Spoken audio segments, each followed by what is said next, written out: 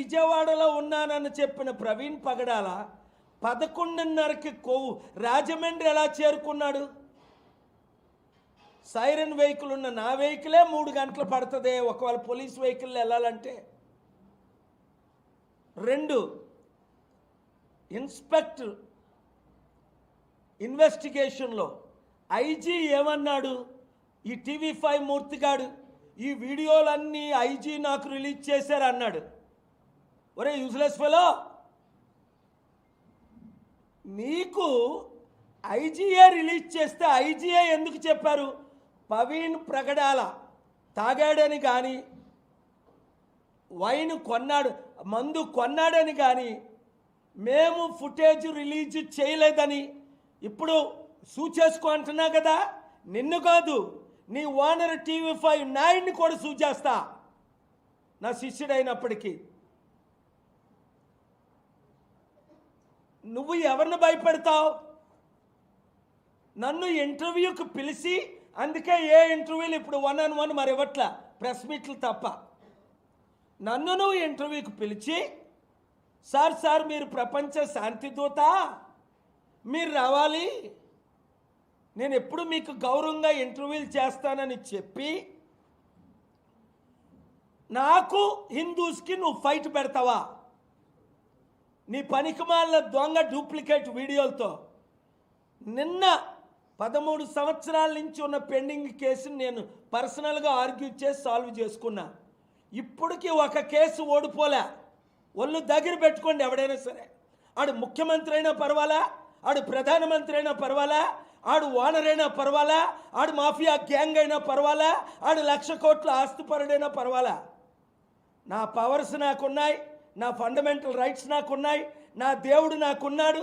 నేను శపిస్తే బూడిదైపోయిన వాళ్ళు చాలామంది 7 మీకు తెలుసు, రాజశేఖర రెడ్డితో సహా. ట్రంప్కే దిక్కులేదు, లైన్లో పడ్డాడు. ఈ విషయం నాకు మద్దతు ఇస్తున్నాడు.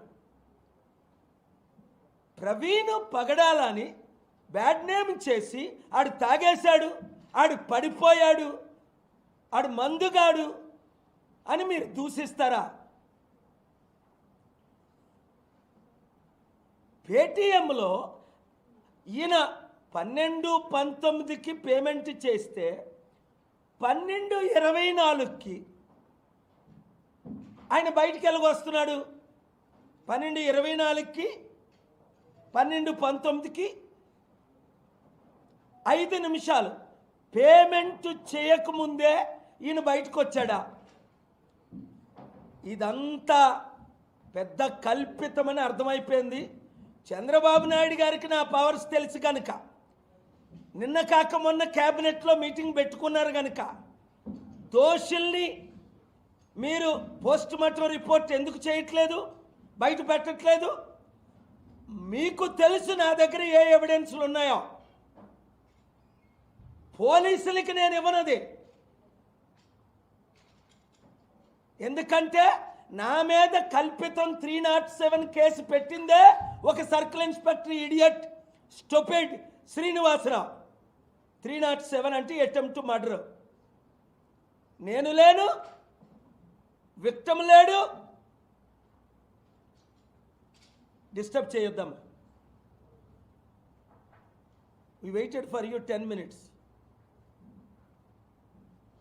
ఇంకోళ్ళ దగ్గర కలెక్ట్ చేసుకోండి.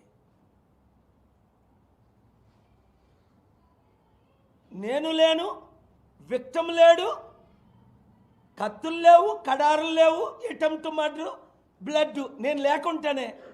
అదే అన్నాను జడ్జి గారి ముందు, యువర్ ఆనర్, ఎంత బ్లాక్ బస్టర్ థ్రిల్లర్ మూవీ ఇది. 307 IPC అంటే నేను చంపినట్టు, చంపడానికి ప్రయత్నించినట్టు, అవతల వ్యక్తికి గాయాలు పడినట్టు, అక్కడ కత్తులో కడారులో వాడినట్టు ఫ్యాబ్రికేట్ చేశారు ఒంగోలు స్టూపిడ్ పోలీసులు. అక్కడ డీజీపీ రాముడు గారు, మంచి శ్రీకాంత్ ఎస్పీ గారు న్యాయం చేశారు కాబట్టి నేను క్షమించా. ఏ పోలీసుని క్షమించను.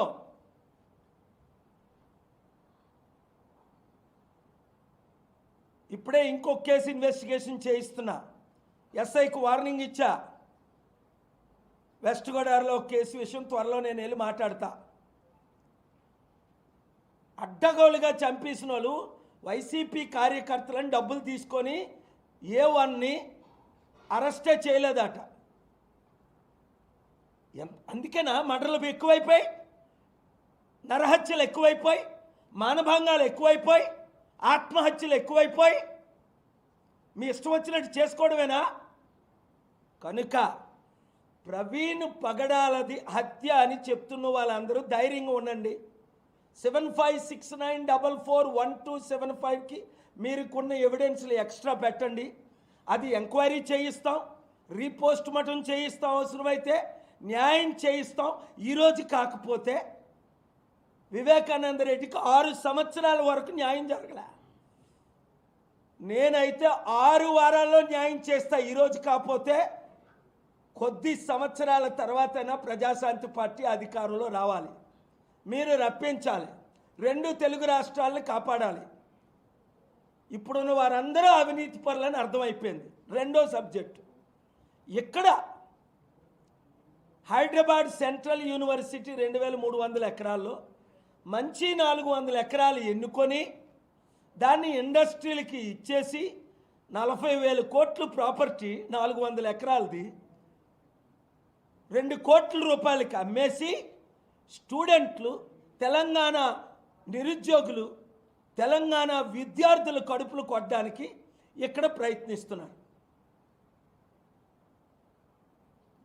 రేవంత్ రెడ్డి గవర్నమెంట్, మరి బీజేపీ గవర్నమెంట్ ఎందుకు ఫైల్ చేయలేదు బిల్లు? అంటే వీళ్ళందరూ ఒకటేనే కదా.